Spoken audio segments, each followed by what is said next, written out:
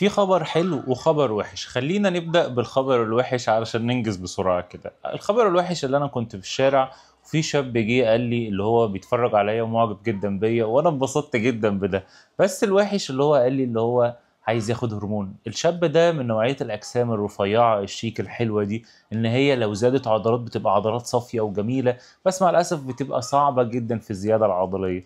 فهو قال لي أنا بقالي فترة بتمرن اللي هم كام شهر وعايز اخد كورس هرمون. فانا قلت له اللي عليا من ما يتيسر من الكلام اللي المفروض حد عنده ضمير يقوله له: يا ابني الهرمونات دي مش كويس، هتخليك عندك مشاكل كتير واحتمال تسبب لك مشاكل طول عمرك، لان مش كل الناس جسمها بيقدر يتحمل ده. تاني حاجة ان الهرمونات ارخص حاجة في الموضوع. يعني ايه يا كابتني؟ يعني انت لازم تعمل تحاليل باكتر من ثمن الهرمونات 10 مرات مثلا، ولازم تاخد حمايات باكتر من ثمن الهرمونات 3 4 مرات، ولازم تاخد مكملات باكتر من 8 هرمونات 5 6 مرات، ولازم تاكل بكل ده 5 6 مرات برضه. طيب لازم تتمرن ولازم تعمل حاجات كتير قوي غير الهرمون. الهرمون ده لاعبين كمال الاجسام بياخدوه علشان يديهم حاجه دفعه زياده فوق اللي هم بيعملوها، مش بيبنوا الحوار كله على المنشطات ومحسنات الاداء. طيب عملت اللي عليا وهو هزلي دماغه وتمام وحسسني ان هو استفاد، وانا قلت الحمد لله يا ربي قدرت اثر على حد بالخير. بعد شويه، بعد كام يوم كده، قابلني تاني وقال لي: يا كوتش انا خدت هرمون.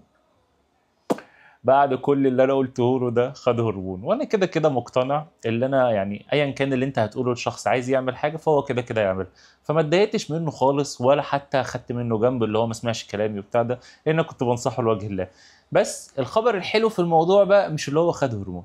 الخبر الحلو في اللي هو قاله لي بعد ما خد هرمون: ايه يا كابتني، حصل له مشكله صحيه، حصل له مرض، حصل له اي حاجه؟ الحمد لله ربنا عافاه وما حصلوش اي حاجه. طب ايه اللي حصل يا كابتني مهم كده عايز تقوله لنا؟ اللي حصل اللي هو اوزانه زادت الضعف وشهيته اتفتحت للاكل وبقى شكله مليان اكتر. كل ده من الهرمون يا كابتني؟ يعني انت بتقول لي اخد هرمون؟ لا استنى، ما مش دي المشكله. المشكله اللي حصل له حاجه اسمها بلاسيبو. ايه البلاسيبو ده؟ وهم، احساس الوهم. ازاي احساس الوهم؟ هو خد هرمون، هو طبعا مش دارس اي حاجه عن الهرمون ولا حتى سأل حد بيفهم في الهرمون، فخد هرمون بيشتغل بعد 4 اسابيع. انت متخيل؟ اخد هرمون لازم بعد ما تاخده هيقعد في جسمك 4 اسابيع علشان تلاقي منه نتيجه صغننه. فهو خد الكلام ده بقى من 3 ايام، خد مرتين بس ومن 3 ايام، وفي خلال اسبوع حس اللي هو شال اوزان ضعف اوزانه، وكمان بقى بياكل احسن وهو ما كانش ليه نفس ياكل احسن، وكمان البامب في التمرين ونومه اتحسن. فاللي هو كل اللي هو بيقوله لي ده قاله لي في خلال اسبوع واحد بس. ليه؟ لان هو كان مقتنع اللي هو هياخد السحر بتاع لاعبين كمال الاجسام، بتاع الناس اللي بينزلوا مسرح، بتاع العضلات والعروق والنشفان.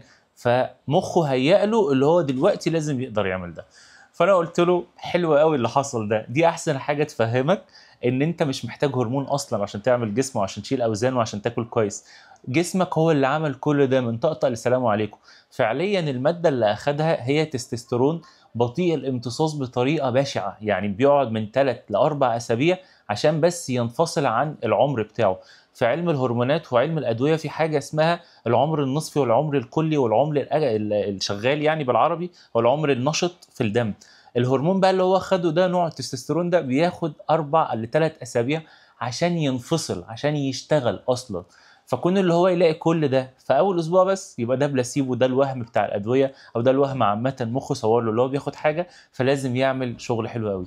فدي قصه كان لازم اشاركها وانا بالتيشيرت كده في البيت عندي عادي جدا، لان هي كانت لازم تتقال زي ما انا فاكرها بالظبط، ان هي تجربه مهمه جدا تقول لك انك مش محتاج تاخد اي حاجه خارجيه، انت بس محتاج تقتنع باللي انت بتعمله، ومحتاج تؤمن بنفسك وتؤمن ان انت تقدر تكسر الحاجز اللي جواك ده. هو كمنه كان متخيل اللي هو خد حاجه تزقه زق، فانت كمان تقدر تعمل كده. واتمنى هو يكون سمع كلامي. انا قلت له هو خد 2 سم من الشيء ده، قلت له خلاص ما تاخدش تاني وفدا جسمك وفدا الحاجه اللي انت جبتها، ولو سمحت ما تكملش تاني لان الموضوع صعب جدا.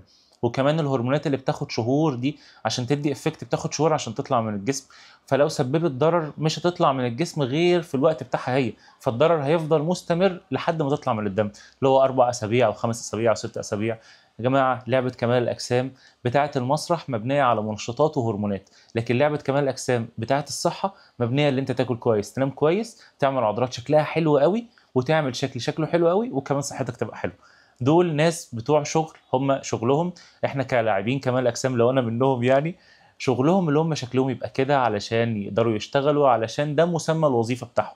زي مثلا الموظف بتاع الامن بيبقى لابس زي معين عشان دي مسمى الوظيفه بتاعته، غير كده هو مش هيلبس ده. فافهم ده كويس، وما تخلطش نفسك اللي انت شخص عايز شكل حلو بلاعبين كمال اجسام. دول حاجه وانت حاجه تانية خالص. دول بيتمرنوا وانت بتتمرن بشكل مختلف. دول بياكلوا وبيناموا وحياتهم كلها مصممه اللي هم يعملوا عضلات.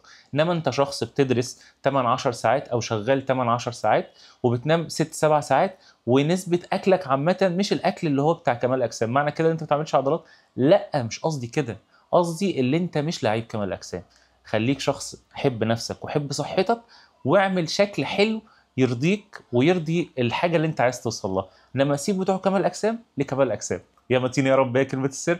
لو سمحت اعمل شير للفيديو ده عشان كل الناس تفهم الفرق ما بين الشخص الطبيعي وسحر الهرمونات، لان الهرمونات والله ما بتعمل سحر، والله ما بتعمل سحر. انت لو جيناتك مش مصممه للهرمونات ومش مصممه ان انت تبقى لعيب كمال اجسام، مش هتوصل لها. وعلى فكره، لاعبين مستر اولمبيا او الناس اللي بيفضلوا سنين مثلا 15 سنه ياخدوا هرمونات وحاجات من دي، لو هم ربنا مش خالقهم يستحملوا مش هيوصلوا اصلا. كل الناس اللي انت بتشوفهم على المسرح بعد 10 و15 سنه من استخدام الهرمون، دي جيناتهم سامحه لهم، اعراضهم الجانبيه سامحه لهم اللي هم يفضلوا عايشين لحد دلوقتي. لكن ليه ما فيش ناس كتير بتوصل للمرحله دي؟ لان بمنتهى البساطه مش صحتهم وجسمهم ما يقدرش يستحمل كل ده من استخدام المنشطات.